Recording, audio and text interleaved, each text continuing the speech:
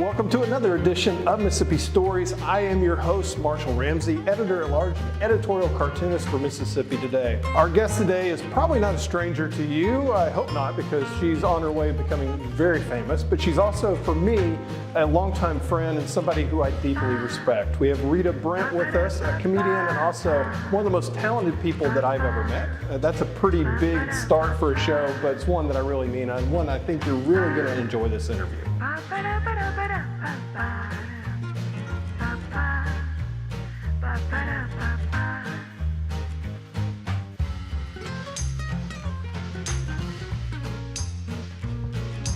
Okay, for those of you who don't know, you and I worked together in a previous life. You were my boss, technically. You were the producer for my radio show. Yeah, we can loosely say that. And I probably frustrated you every Monday when we did the show. Well, now I can be honest about that. Yes, you did. But no, but it was a great show. It's still great. Listen, and congratulations on all the success so far. Thank you. It's still there. It's kind of hard to believe. But it really was fun. It was fun for me because A, I got to make a new friend, but B, I also got to see the beginning of all this. Oh, yes. Because you literally were trying to figure out how to get the ship as close to the dock as you could before you jumped into the world of comedy. Yeah, you know, taking that leap from having a full-time job, a state job at that. And with benefits. With benefits, against my grandmother's wishes, was very bold. I basically had to rebel, you know. Yeah. She's like, are you sure? What about your insurance? And I'm like, Granny, I promise you there's something bigger on the other side. So now I'm really excited to share my successes with her so she doesn't feel like I made a mistake. As an entrepreneur or creative, you do have to follow your heart because you're the one that has to live your life.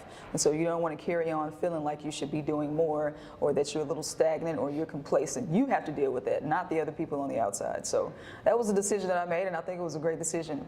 Yeah, and I would say that what you just said is something that goes even deeper than being an entrepreneur and a creative. The fact that and I saw this, I saw you make several transitions in your life to something that made you happier personally and so forth. And it's so fun to see you now and see how life has worked out for you. Yeah, you know, I don't always get it right. You know, we are so sure of ourselves when we make decisions. But I remember, I think it was Will Smith, he was talking about failing forward. Yeah. And even Dave Chappelle had this thing he's like, the beauty is in the attempt. So my big thing is I never want to leave this earth and look back and think, well, I could have done this, I should have done that. So that's my thing. I don't want to have any regrets. So I'm just going to take all the risks. We're standing right now in Dueling Hall. Yeah. So we're kind of the epicenter of Jackson, Mississippi. What they've done in Dueling is incredible. You've got 2 great shows tonight. Jackson is kind of like oils permeating on a canvas for you. It's really, truly growing up here, living here.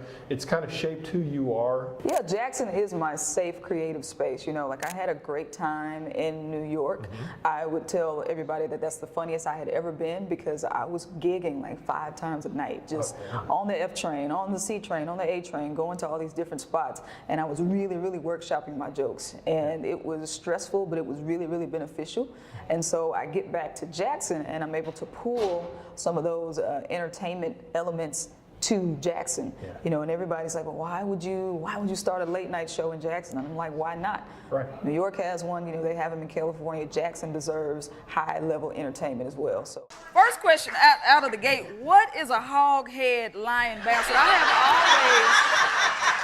I have always wanted to ask you that. What is a hog head lion bastard? That's that son of a bitch in Rankin County. All right. I sent in an audition tape to Saturday Night Live, and I thought it was really strong, and I was feeling confident about it.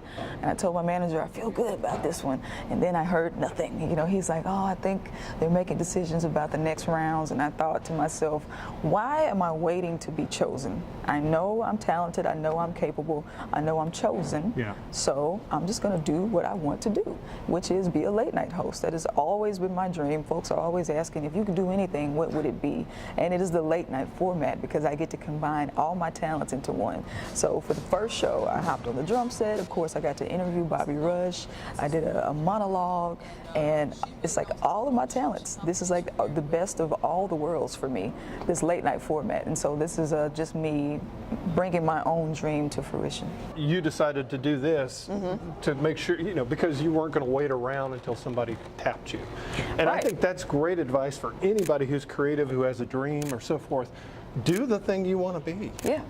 Yeah, I mean, you really don't have a choice when you're an entrepreneur, because when you have a job, you're comfortable. You know what you have coming in. You know what your schedule's going to be in your routine and all those things. But when you're an entrepreneur, you literally have to go get what you want, or other people will take what you want. Yes. So that's what I'm doing. I'm just taking what I want, and it requires big risks. It requires a lot of money, you know. Yeah, I'll be honest, I'm in the hole, but I'm looking at this as an investment that is going to pay off. So a lot of people, they think, well, like I said, I want to go into comedy, so I'm just going to jump into comedy. But you were very meticulous about it. You slowly built the foundation for your brand, and you really did use social media really well. Facebook, you wrote, and it was like a combination of your videos, which were really good. You had some comedy things where you wrote, but you were also very serious and very heartfelt on many things, the issues that mattered to you personally, and wrote about also. I think it's important to let people know that I'm more than a comedian. You know, sometimes people get the idea that, oh, you're just a goofy person, you're a clown, you're only joking jokes. But I'm like, no, I have a degree from an HBCU. I'm smart. I have a perspective on issues of the world, and I have the right to share those perspectives. You know, it's that situation where they wanted LeBron James to shut up and dribble. It's like, he's still a human in the world when he's not on the basketball court. So yeah, I think it's important to let folks see that side of me as well, because it's also like, don't play with me. Like, I can stand up for myself if I need to. A story that I think it always resonates with me was Larry David was telling a story. He went to Yankee Stadium. He was there. They put his face up on the screen. The whole place cheered for him. He was going out on the subway back home, and somebody yelled, "You suck!" And he said it bothered him for a week. Yeah. And it's just, so sometimes you get that one or two naysayers on that. And when you're in a comedy club and you got somebody heckling you, of course, you probably, knowing you probably know how to shut them down pretty quickly, because you have the microphone. You have the microphone. I have the power. Yeah. Yeah, I know we deal with this on social media. It'll be 1,000 good comments, but it's that one little negative comment that really just makes your blood boil, and then I have to decide, well, is this worth responding to? So I have to admit, my block game is really strong. If you were to look at my block list, I mean, it's longer than a CVS receipt. Well, I wonder why I haven't seen your stuff lately. We're standing here on the blank canvas of tonight's show. Yes. And your crew's out in the audience. They're just chomping at the bit to put everything together. Describe what we're going to see here in a few hours, besides a room full of happy people. It's a full-blown transformation. So we have a very large LED wall that is going to cover this entire wall. And we can put whatever kind of image or video we want up there. Some of them are like preset, and it's just really fun and gives like a high entertainment value as opposed to just like a PowerPoint on a wall. So that's the biggest, I think, attraction of the show. And then we have the Late Night with Rita Brent desk right here. And I have the sign, the Late Night with Rita Brent sign, and like the analog mic on the desk. So it is a classic late night setup for the desk. We'll have a couple chairs there for our guests, and then behind me we'll have my live band. So I have a 7-piece band essentially with background singers, and I have some horn players coming tonight. And so it is really exciting and exhilarating, and I think the audience is able to feel the energy because this room is so small and intimate. You know, so whatever I'm talking about, the laughter, the music, it really just permeates the room and gives people a lot of joy. You're not going cheap on this. No, cheap is the last thing I'm going. How do you decide who's the guest going to be and so forth? And Yeah, they have to be interesting, impactful, some type of legacy that is ongoing. You know, so people like Maggie Wade, of course, 40 years in business. She's your cousin. But still 40 years in the business. Yeah, but she's also a rock star. Right? She is. You know, Bobby Rush, of course, interesting. A lot of skin in the game. So people have to be interesting. They have to have things going for themselves, and they can't be shy, you know, because this is an entertainment show. So, you know, your personality matters, your ability to draw people to the show, all that matters. So, a lot of people are messaging like, hey, I want to be on the show for this particular reason. Some of the reasons are very interesting. You know, I won't go into those, but yeah, it's been great selecting guests for the show.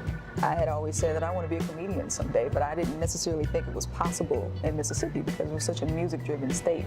And then 2013, I got on stage for the first time, and I felt I feel something invigorated. Like I'd never felt that before. And I said, this is something I think I want to continue doing.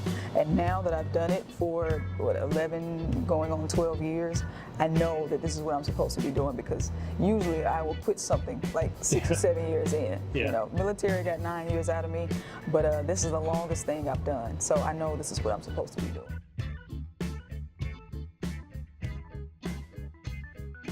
I was going to ask you your process, and for me, fatigue is obviously the biggest enemy for creativity. Yeah. Anxiety, for some reason, for me, is kind of what drives the bus, but I can't let that get out of control. It's kind of like fire. It's very helpful when you need it, but it's not good when it burns your house down. Right. Is there anything that you do, like, do you do meditation? Do you do anything like that to be able to kind of just keep chill?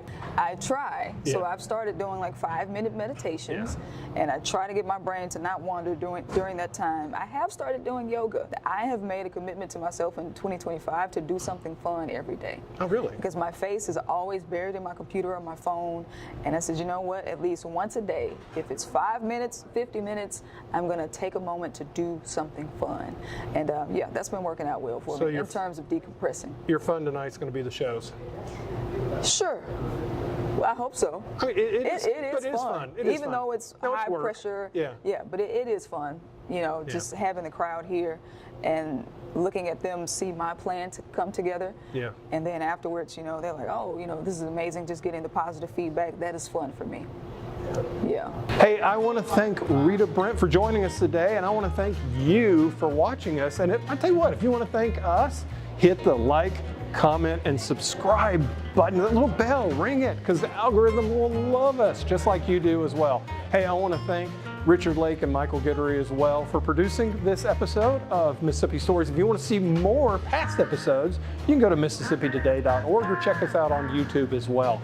Tell you what, once again, this has been a really great episode with Rita Brent, and I want to thank you for watching us. Until next time, this is Mississippi Stories, and I'm Marshall Ramsey.